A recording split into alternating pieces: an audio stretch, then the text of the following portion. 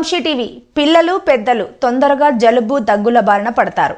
అదే జీలకర్ర వాటర్ తాగడం వల్ల అలాంటి సమస్యలు ఏమీ రావట. చాలా తొందరగా పరిష్కారం లభిస్తుందట.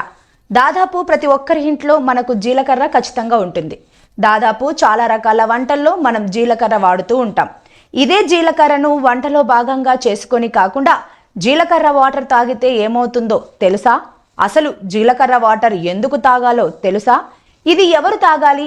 దీన్ని తాగితే కలిగే ప్రయోజనాలేంటో ఒకసారి చూద్దాం. ప్రతిరోజు క్రమం తప్పకుండా జీలకర్ర వాటర్ తాగడం వల్ల మన ఆరోగ్యంలో చాలా మార్పులు జరుగుతాయట. ముఖ్యంగా వర్షాకాలం, చలికాలంలో చాలా ప్రయోజనాలు అందిస్తుందంట. ఎందుకంటే ఈ సీజన్లో పిల్లలు పెద్దలు తొందరగా జలుబు దగ్గుల బారిన పడతారు. అదే జీలకర్ర వాటర్ తాగడం వల్ల అలాంటి సమస్యలు ఏమీ రావట. చాలా తొందరగా పరిష్కారం లభిస్తుందట.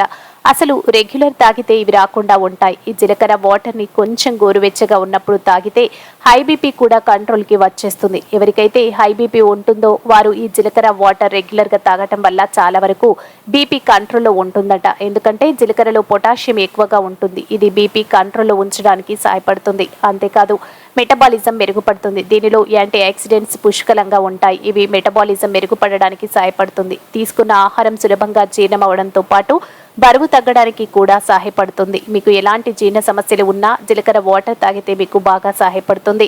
జీర్ణ సమస్యలన్నీ తగ్గిపోతాయి. అంతేకాకుండా బాడీని చాలా బాగా డీటాక్సిఫై చేస్తుంది. శరీరంలోని టాక్సిన్స్ అన్ని బయటికి వెళ్ళిపోతాయి. షుగర్ లెవెల్స్ కంట్రోల్లో ఉంచుకోవడానికి కూడా సహాయపడుతుంది.